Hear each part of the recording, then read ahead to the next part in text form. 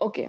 So for today, for the beginning, we will be starting with chapter number 4, that is forms of business organization. ठीक है. Now if you see, यहाँ पर आपको सारे सब topics दिए हैं, करेक्ट? कि फॉर्म्स कौन से होते हैं? Sole trading concern, partnership firm, joint Hindu family, cooperative society and joint stock. Okay. Now we will be taking every form of business organisation at a one go. ठीक है. Now, if I just quickly, give you the overview of each form of business organization before actually studying it, ठीक है? एक मैं quickly आपको एक go through बता देती हूँ, ठीक है? Look at the first one, sole trading concern. Okay, बहुत ही simple है. It is self-explanatory with the heading itself. What do you mean by sole trading concern? There is only one person who is doing the business, right? उसका कोई partner नहीं है.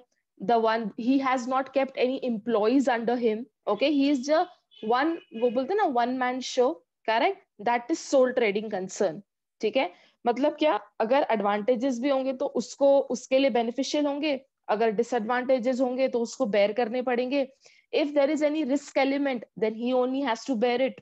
Correct? If there are number of huge profits तो भी वो उसके होंगे. ठीक है? तो sole trading concern means a one man show.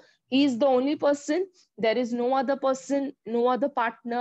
There are no other employees, so on and so forth. Correct?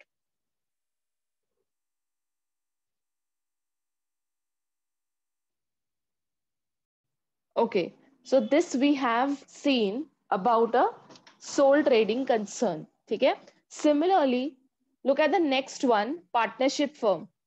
अब again partnership मतलब there are two or more partners who are working together to achieve a common objective, right? There are two partners who are running the business.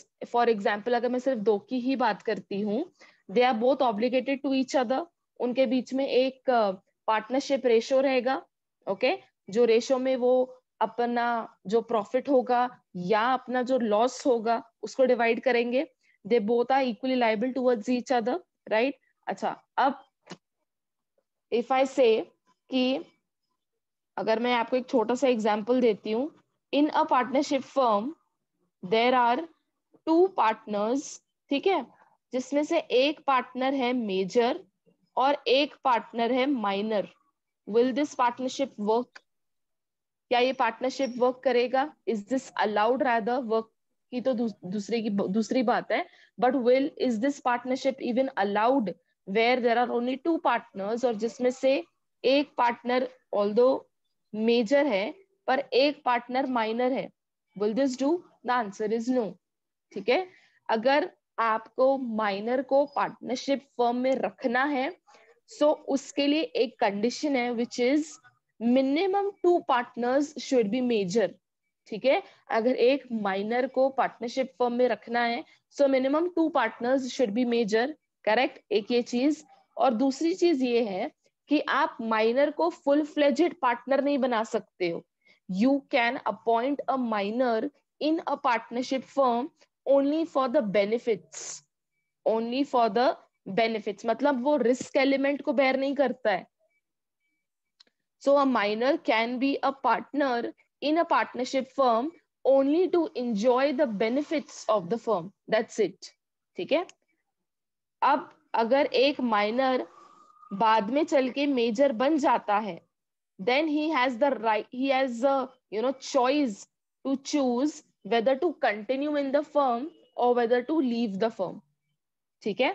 जब एक minor major बन जाता है when he turns 18 years then he has a choice whether to continue in the firm as a full-fledged partner, whether to continue as a full-fledged partner or to just to leave the partnership firm. ठीक है?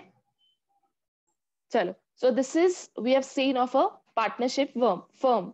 ठीक है? Okay. Next देखो, joint Hindu family business. Again नाम से ही समझ आ रहा है कि एक फैमिली है और फैमिली में ही बिजनेस चल रहा है. मतलब अगर मैं कहूं there are 3 brothers in a family, right, who are running their family business, उसको हम क्या कहेंगे? Joint Hindu family. अगेन इसमें भी कुछ चीजें हैं which you have to study, that only the male members can carry on the business, only the male members, मतलब फीमेल्स को अलाउड नहीं है। अब पहले के जमाने में क्या होता था, जॉइंट हिंदू फैमिली में ना 2 स्कूल्स होते थे, देयर वर 2 स्कूल्स। एक स्कूल का नाम था मिताक्षरा, दूसरे स्कूल का नाम था दया भागा, ठीक है। Now in some schools females were also allowed to become a member in the joint Hindu family business, and in some schools, according to some schools, the female members were not allowed, ठीक है। तो ऐसे classification दिया हुआ है। So again we will of course study those things also in detail, but what you have to understand that there are male members who are carrying on the family business. Again उनके बीच में भी एक ratio होगा, जिस ratio में वो divide करेंगे अपने प्रॉफिट्स और अपना जो भी लॉस अगर अराइज होता है तो, करेक्ट, एंड सिमिलर थिंग्स है, ठीक है। Okay, next cooperative society. Now cooperative society, you know, it's a society formed to work towards the benefits of the society. अब वो कौन से बेनिफिट्स हैं वो हमको इन डिटेल में we will study in this, ठीक है। And the last one is which is very very important according to me, if I see this chapter as a whole, is a joint stock company, ठीक है। अब ये company में जो merits और demerits होते हैं, those such questions are favorable for your examination, ठीक है। जॉइंट स्टॉक कंपनी में you will be studying about shares, company कैसी होती है, कंपनी के कैरेक्टरिस्टिक्स पढ़ोगे, राइट। देखो यहाँ पर लिखा भी हुआ है, if you just see here you have been given features, तो ये features किसके हैं, these features are of the company itself, और फिर again उसके merits demerits। the last topic is types of companies। अब companies के भी types होते हैं, एक होती है private company, एक होती है public limited company, फिर अब private और public में भी बहुत सारे अलग से उसके सब classifications भी हैं, ठीक है। so those we are going to see in types of companies, okay।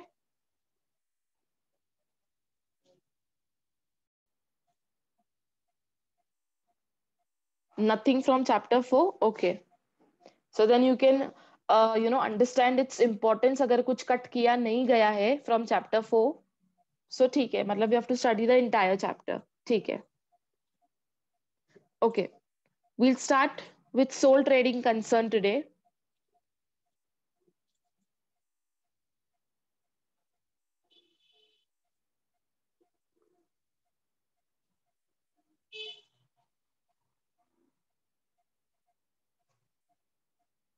Okay, अब सोल ट्रेडिंग कंसर्न में मैंने आपको क्या क्या कहा, that only there is one person, okay, who is running the business, there is no partner to him, okay, he is not working for someone, he is just working for his own benefit, ठीक है। Quickly will read the introductory part and see whether you have understood.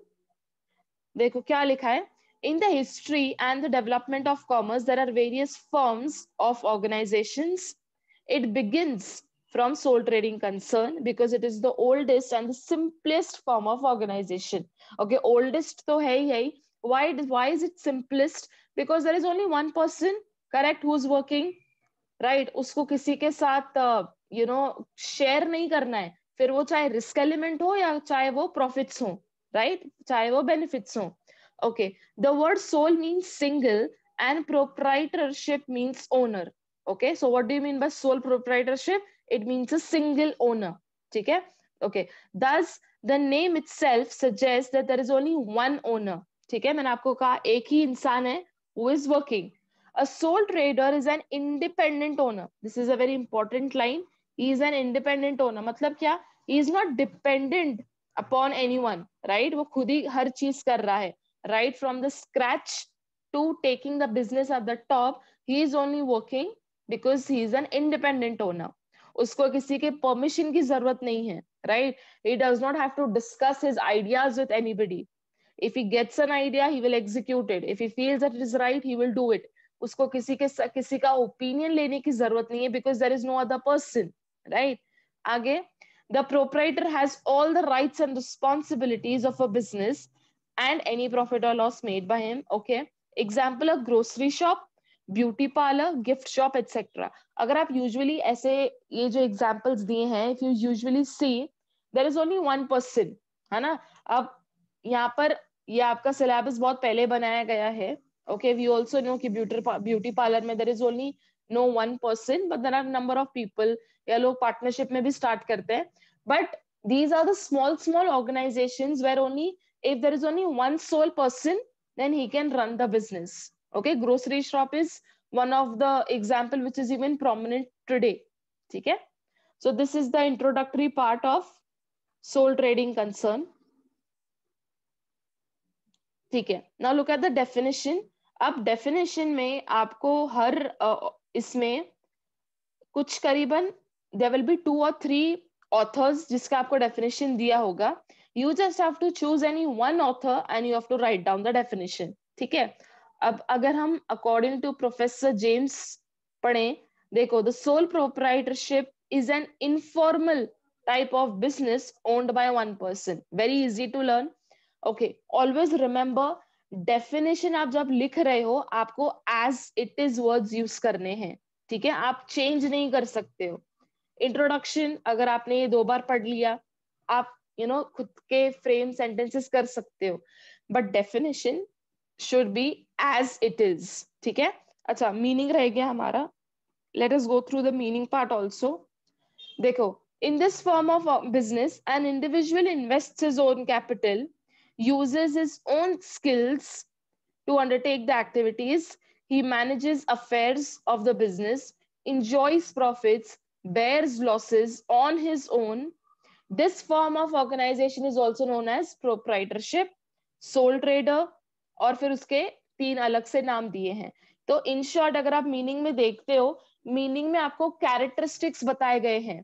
देखो, एक वही है जो profit enjoy करेगा, loss bear करेगा, खुद के स्किल्स को अप्लाई करेगा, and he will undertake various business activities. ठीक है, so meaning में you just have to write this much. और sole trader को और कितने कितने नाम दिए गए हैं. It is also called as individual entrepreneurship, proprietorship और sole trading concern. You can just write down one name, okay, in additional if you want. ठीक है, now so we are done with meaning, definition. Come to features. Quickly we'll read the subheading और मैं आपको उसका content अपने शब्दों में बता दूंगी. ठीक है, look at the features. Individual ownership, एक वही इंसान है जिसने अपना कैपिटल लगाया है, तो मतलब ओनरशिप तो 100% उसके हाथ में है. He has not diluted his ownership. मतलब डाइल्यूशन मतलब क्या? अगर ऐसा होता कि 50% कैपिटल मैं लगा रही हूँ, 50% कैपिटल आप लगा रहे हो, तो यहाँ पर 100% ओनरशिप है क्या मेरा? नहीं, मेरा ओनरशिप कितने का होगा? जितने का मैंने कैपिटल इन्वेस्ट किया है. मतलब ओनरशिप मेरा इस केस में सिर्फ 50% होगा, क्योंकि मैंने 50% कैपिटल एम्प्लॉय किया है, डिप्लॉय किया है, right. But if you speak of a sole trading concern, जहां पर सिर्फ एक ही इंसान है, राइट, तो उसमें तो ओनरशिप 100% उसका ही होगा, बिकॉज कैपिटल भी 100% उसका ही है. करेक्ट. देखो, there is only one owner in a sole trading concern. He invests all the capital, he owns all the assets, he also remains responsible for all the liabilities. Clear cut दिया हुआ है. Okay, next point देखो, no sharing of profit and risk. वो किसके साथ share करेगा जब कोई है ही नहीं? So he will not share with anybody else. He is the only person who has invested 100% of the capital. Okay, so if any profit arises or if any loss arises, he only has to bear. तो मतलब advantages भी तुम्हारे, disadvantages भी तुम्हारे. Correct. देखो क्या लिखा है, a proprietor is a single owner. Correct. There is nobody to share his profits और लॉसेस. है ही नहीं तो किसके साथ शेयर करोगे? Correct. He enjoys all the benefits as well as he bears the risks alone. Correct. Okay, point number 3, self employed. Okay, a sole trading concern is the best suitable form of self employment. मतलब देखो, अगर आप खुद का ही business start करते हो, तो आपको किसी को एज सच कोई इंटरव्यू देना है क्या? नहीं. You have to take permissions from anybody? Again no. अब अगर मैं पार्टनरशिप की बात करती हूँ, फॉर एग्जाम्पल, तो सपोज आज मुझे एक पार्टनरशिप स्टार्ट करनी है, then that means I am looking for a partner. Correct. 2 लोगों के बिना पार्टनरशिप स्टार्ट हो सकती है क्या? नहीं. तो मैं पार्टनर ऐसा ढूंढूंगी, सपोजिटली अगर मैं टेक्निकली साउंड नहीं हूं, पर मुझे एक ऐसा पार्टनर चाहिए who is. So I will always, I'm looking for a person who is technically sound also and who can invest half of the capital. Correct? तो यहाँ पर मुझे डायरेक्ट ऐसे इंसान की रिक्वायरमेंट है जो technically who is aware of many aspects. तो यहाँ पर मैंने एक रिस्ट्रिक्शन लगा दिया है कि ऐसा नहीं कि मुझे सिर्फ ऐसा पार्टनर चाहिए who can invest half of the capital, but along with that I also need a person who is technically sound. But अगर मैं सोल ट्रेडिंग कंसर्न की बात करूं, ऐसा कोई रिस्ट्रिक्शन आ जाता है क्या? नहीं, you are self employed, right? हर चीज आपको ही करनी है. देखो, any any unemployed person can also start business with small capital. Correct? तो यहाँ पर जरूरी नहीं कि I should be a B Com graduate या मेरा इतना इतना क्वालिफिकेशन तो मिनिमम होना ही चाहिए. ऐसा कोई रिक्वायरमेंट नहीं होता है for a sole trading concern. ठीक है? इसलिए सेकंड लाइन में अगर आप कॉन्सेंट्रेट करते हो, क्या लिखा है? Any unemployed person can also start with business with small capital and earn for his livelihood. Correct? He gets a source of income by starting his own business. अब देखो, आजकल इतने छोटे छोटे बिजनेसेस स्टार्ट हो चुके हैं. For example, if I give you now today, if I से इफ आई लाइक बेकिंग, तो मैंने अपनी एक बेकरी स्टार्ट कर ली, राइट? और मैंने घर पर ही I am taking orders and I am preparing the products, right? तो इसको भी हम बिजनेस में क्लासिफाई करेंगे, इसको भी हम सोल ट्रेडिंग कंसर्न कहेंगे. मैंने अपना ही कैपिटल लगाया है, मैं खुद से ही केक्स बना रही हूँ, मैं खुद से ही ऑर्डर्स एक्सेप्ट कर रही हूँ, डिलीवरी करवा रही हूँ. तो यहाँ पर मैंने किसी इंसान को रखा है क्या ये सब चीजें करने के लिए? नहीं, मैं खुद ही हर चीज कर रही हूँ. Correct? So this is self employment. Next point देखो, local market operations. Okay, large amount of capital and experts ability is required for large scale business. A sole trader has limited capital and limited ability. Hence, generally, a sole trade operates in the local market. मतलब क्या? अब देखो, for example मैं अगर आपको बताऊं, आज मैं सोच रही हूं कि मैं बिजनेस स्टार्ट करूं, सोल ट्रेडिंग कंसर्न स्टार्ट करूं, तो मैं डायरेक्टली मॉल स्टार्ट कर दूंगी क्या? मॉल को ऑपरेट करना एक इंसान कर सकता है क्या? is it in the capacity of the one person to start a mall? No. That is यहाँ पे यहाँ क्या लिखा है? एक सोल ट्रेडिंग कंसर्न हमेशा लोकल मार्केट्स पे कॉन्सेंट्रेट करता है, एक लोकल ऑपरेशंस पे. क्यों? क्योंकि firstly he is only one person who is running the entire business. Correct? तो वो क्या सोचेगा? It is better to start your business in local markets and attract the retail customers जो आसपास जो रेसिडेंशियल एरिया में रहते हैं या जो कमर्शियल एरिया में भी हैं लोग. It is better to do that rather than to start only with large scale. है ना? आप स्टार्ट लार्ज स्केल से नहीं कर सकते हो if you are doing a sole trading concern business. Okay, next point देखो, नो सेपरेट लीगल स्टेटस. मतलब क्या? एक सोल ट्रेडिंग कंसर्न और एक सोल प्रोप्राइटर जो उसको रन कर रहा है, उसको क्या कहते हैं? Sole proprietor. ये दोनों अलग अलग नहीं है. मतलब क्या? I repeat my sentence again. एक सोल ट्रेडिंग कंसर्न मतलब वो जो उसने स्टार्ट किया उसका बिजनेस, और वो खुद इंसान, वो दोनों अलग अलग नहीं है. तो फॉर एग्जाम्पल अगर मैं पार्टनरशिप की बात करूं, that means partners and partnership firm, ये दोनों अलग अलग हैं. पार्टनर्स अलग हैं और पार्टनरशिप फर्म अलग है. बट अगर मैं सोल ट्रेडिंग कंसर्न की बात करूं, सोल प्रोप्राइटर और सोल ट्रेडिंग कंसर्न ये दोनों सेम चीज है. ठीक है? देखो, we'll read the content and you will understand. देखो क्या लिखा है. Look at point number 5. A sole trading concern does not enjoy separate status. Okay, in the eyes of law the sole trader and his business are considered one and the same. मतलब क्या? एक sole trading concern को और sole proprietor को दो अलग अलग चीजें नहीं मानेंगे, वो सेम है. जो वो बिजनेस कर रहा है और वो जो पर्सन है, they are considered as the same human being. Okay, they are same. अब अगर मैं इसको डिस्टिंग्विश करती हूँ एक पार्टनरशिप से, तो मैंने आपको क्या कहा जस्ट, कि एक पार्टनर और एक पार्टनरशिप फर्म दोनों अलग अलग हैं. ठीक है? इसका कहने का मतलब क्या है कि supposedly there is this third party who wants to file a case. Okay, there is this third party who wants to file a case against the partnership firm. तो वो कोर्ट में जाके पार्टनरशिप फर्म के ऊपर एक case file करता है और ना ही किसी इंडिविजुअल पार्टनर पर. ठीक है, I hope you have understood this. If a third person wants to file a case, he will file a case against the firm and he will not file a case against the partner. Why? Because firm and partners are different. अगर third person को cheat किया गया है तो किसने cheat किया गया है?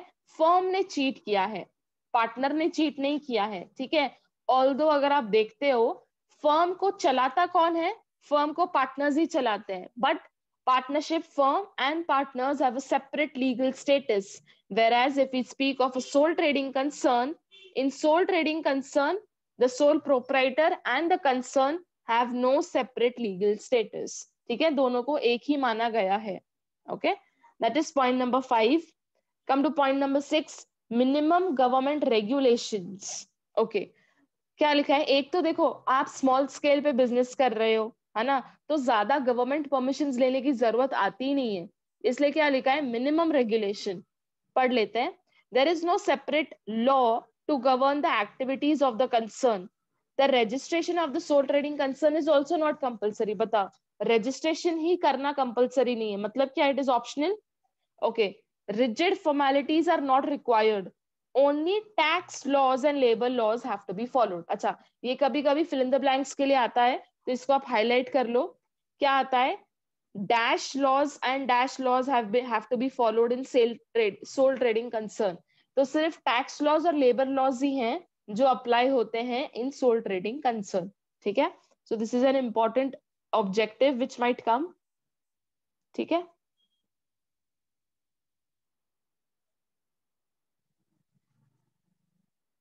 And the last point is unlimited liability. मतलब क्या?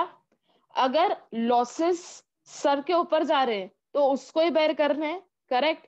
क्या लिखा है? A sole trader has unlimited liability. It implies that there is no distinction between personal property and business property. Okay, ये बहुत ही इंपॉर्टेंट पॉइंट है. I'll explain you with this with an example. अब supposedly soul trading concern के 5 लाख का loss हो गया, soul trader का 5 लाख का लॉस हो गया. अब उसके पास बिजनेस में सिर्फ 1 लाख के असेट्स हैं, तो अब बाकी 4 लाख कहां से आएंगे? देखो, मैं आपको एग्जांपल, एक प्रैक्टिकल एग्जांपल क्रिएट करके बताती हूँ. सपोजिटली लॉसेस हो गए हैं, लॉस हो गया है 5 लाख का. ठीक है, अब इसको चुकाना तो पड़ेगा. तो अब सोल ट्रेडर का बिजनेस में बिजनेस प्रॉपर्टी है सिर्फ 1 लाख. बिजनेस प्रॉपर्टी कह लो या बिजनेस असेट्स कह लो, 1 लाख है. तो वो सोल ट्रेडर क्या करेगा? बिजनेस प्रॉपर्टी 1 लाख की बेच के लॉस को कवर अप करेगा. तो अब मैं अगर कहूं आपसे, if I ask you a question, अब टोटल लॉस कितना बचा है?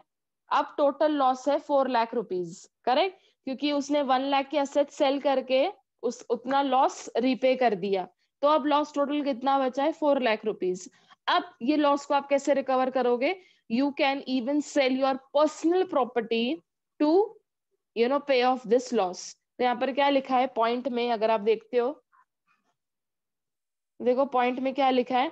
There is no distinction between personal property and that of business property. ठीक है, तो अगर आप अपनी पर्सनल प्रॉपर्टी सेल करके बिजनेस लॉसेस रिकवर कर सकते हो क्या? The answer is yes. Why? Because there is no distinction between business property and personal property. ठीक है, आगे देखो क्या लिखा है. हाँ, यही देखो, यही चीज लिखी है. If business assets are not sufficient, then personal properties may be attached to business properties. मतलब फिर आप क्या पर्सनल प्रॉपर्टी को अटैच करोगे, उसको बेच के लॉसेस को पे ऑफ करोगे. ठीक है, so these were the features of the sole trading concern. Now quickly we'll understand the merits and demerits and then we'll stop for today. ठीक है, देखो मेरिट्स क्या है? इजी फॉर्मेशन है सोल ट्रेडिंग कंसर्न का, ज्यादा मगजमारी नहीं है, परमिशंस नहीं लेने हैं. There is also minimum regulation, ये जस्ट अभी हमने पढ़ा, तो इजिली फॉर्म अप हो जाता है. ठीक है, quick decisions. Why there is quick decision? Because यार एक ही इंसान है जिसको डिसीजंस लेने हैं, उसको किसी से शेयर नहीं करना है, किसी का ओपिनियन नहीं जानना है, किसी के परमिशंस नहीं लेने हैं. करेक्ट? तो डिसीजंस ऑब्वियसली क्विक होंगे because there is only one person. Right? Next देखो, मैक्सिमम सीक्रेसी. ऑफ कोर्स वो जो इंसान है, अगर उसके कोई बिजनेस सीक्रेट्स है तो वो किसी के साथ शेयर करेगा क्या? नहीं शेयर करेगा, क्योंकि कोई है ही नहीं तो किसके साथ शेयर करेगा. सो कैन आई से maximum secrecy is maintained. Correct? Okay. अच्छा, यहाँ पर आपको गवर्नमेंट को भी नहीं बताना है कि आप एक्टिविटीज को कैसे कैरी आउट कर रहे हो, तो सीक्रेसी यहाँ पर गवर्नमेंट को भी नहीं जा रही है. So there is zero leakage of secrecy. Point 4, direct motivation. देखो, मोटिवेशन डायरेक्ट क्यों है? सोल ट्रेडर को ऑब्वियसली लगेगा कि अगर मेरा कोई प्रॉफिट हो जाता है तो वो मैं ही शेयर करूंगा, मुझे किसी को देने की जरूरत नहीं है 50%. तो यहाँ पर डायरेक्ट मोटिवेशन है. देखो, पढ़ लेते हैं ये वाला point. Sole trader is the owner, he enjoys the whole profit, he also has direct motivation to earn more profit, he always tries to work hard and earn more profits. है ना? तो अगर आज आपको 10,000 का प्रॉफिट होता है तो आप ज्यादा वर्क करोगे टू अर्न हायर प्रॉफिट्स, तो ये बढ़ता ही जाता है मोटिवेशन. ठीक है? Next point, flexibility. मतलब क्या? ये इंपॉर्टेंट पॉइंट है, इसको हाईलाइट कर लो. क्या लिखा है इसमें? ही is the only decision maker. ये तो चलो हमने पढ़ लिया है. he can expand his business, he may change the line of his business any time. ये इंपॉर्टेंट है. मतलब क्या? देखो, आज सपोजिटली आज मैं कॉस्मेटिक्स का बिजनेस कर रही हूँ और मुझे लगता है कॉस्मेटिक्स में मार्जिन बहुत ही कम है, तो मैं क्विकली कॉस्मेटिक्स का बिजनेस से निकल के I can start with stationery का बिजनेस. करेक्ट? तो यहाँ पर मैंने अपना बिजनेस चेंज कर लिया. क्या मुझे टाइम लगा? क्या मुझे किसी की परमिशन लेनी पड़ी? क्या मुझे किसी से पूछना पड़ा क्या that should we do this? नहीं, क्योंकि मैं अकेली हूँ तो मुझे अकेले कोई डिसीजंस लेने हैं. करेक्ट? तो यहाँ पर फ्लेक्सिबिलिटी 100% है. ओके. Point 6, lower cost. क्या लिखा है? The sole trader is a sole manager, he controls all the activities, he tries to minimize the wastages also. मतलब क्या? वो हमेशा कोशिश करेगा कि उसके कम वेस्टेजेस हो, कॉस्ट कम लगे, प्रॉफिट ज्यादा हो. Correct? And the last point is efficiency. अब एफिशिएंसी कैसे इंश्योर करेगा सोल ट्रेडर? वो ज्यादा से ज्यादा टाइम कमिट करे बिजनेस पर, अच्छे से सारी एक्टिविटीज कैरी आउट करें, so that there is smooth conduct of activities. Correct? देखो, look at the point. A sole trader enjoys whole profit, he tries to maximize profits by reducing wastages. ठीक है भाई? इतना भी लिखोगे तो भी चलेगा. ठीक है? So these are various advantages or merits of a sole trading concern. Okay, we'll quickly go through the demerits also. देखो, what are the demerits? Limited capital, है ना? अब कैपिटल कितना इन्वेस्ट करना है वो भी उसके कंट्रोल में है ना? आप ऐसा तो नहीं है that there is one person who is blindly telling you to invest 15 lakh rupees तो आपने कर लिए. नहीं, आप खुद से डिसीजन से करोगे 2 लाख इन्वेस्ट करने हैं, 3 लाख करने हैं. करेक्ट? अच्छा, अब ये एक डीमेरिट क्यों बनता है? अब देखो, अगर यही पार्टनरशिप फॉर्म रहता, करेक्ट, यही अगर एक पार्टनरशिप फॉर्म रहता तो मैं 2 लाख रुपीस लेके आती, आप 2 लाख रुपीस लेके आते. But now this is a sole trading concern, तो यहाँ पर कोई पार्टनर है क्या? Obviously not. So there is only one person. तो वो कैपिटल लगा लगा के भी कितना लगाएगा? जितने उसके सेविंग्स होंगे उतना लगाएगा. करेक्ट? तो कहीं ना कहीं एक limited capital becomes a disadvantage, है ना? क्योंकि आप किसी से मांग नहीं सकते हो. Right? Because there is no partner, you are the only person. देखो, a sole trading concern is the single owner, his capacity for raising capital is limited, he may raise capital from his friends, relatives or banks. है ना?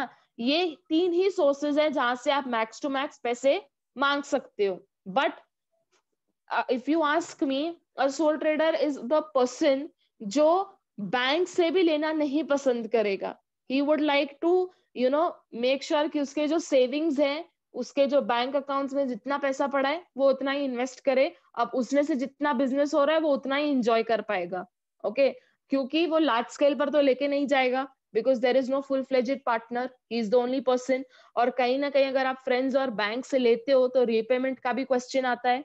Right? So there is limited capital. Next point देखो, limited managerial skill. अब एक ही इंसान है, उसको जितना आता होगा वो उतने ही स्किल्स यूज कर सकता है, correct. There is no other person कि मैं थोड़े स्किल्स अप्लाई करूं तुम थोड़े करो। अब जैसे मैंने आपको एग्जांपल दिया, अगर मेरा फाइनेंशियल स्टेटस स्ट्रांग है पर मैं टेक्निकली अनसाउंड हूं, तो मैं कैसा पार्टनर ढूंढूंगी मेरे लिए, हु इज टेक्निकली साउंड। तो यहाँ पर दोनों स्किल्स हो जाती हैं, यहाँ पर पैसे भी आ जाते हैं और टेक्निकल एस्पेक्ट्स भी आ जाते हैं। बट अगर मैं सोल ट्रेडिंग कंसर्न की बात करूं, एक सोल ट्रेडर को कितना ही आता होगा, कितने ही स्किल्स आते होंगे, अब जितने हैं उसमें से ही काम चलाना है, ठीक है। क्या लिखा है, a sole trader has to manage and control the business. He may or may not possess qualification and experiences. He may not have, surety से नहीं बोल रहे हैं कि नहीं होगा, क्या लिखा है, he may not have expert skills, due to limited capital he may not appoint managerial staff, है ना। एक तो देखो कैपिटल ही कम है जो हमने फर्स्ट पॉइंट में पढ़ा, अगर ऊपर से आप स्टाफ को भी रिक्रूट करते हो तो उसको भी तो सैलरी देनी पड़ेगी, करेक्ट। तो उस केस में क्या होता है, जब कैपिटल ही कम होता है तो आप स्टाफ को भी अपॉइंट नहीं कर पाते हो, okay. So it becomes a disadvantage.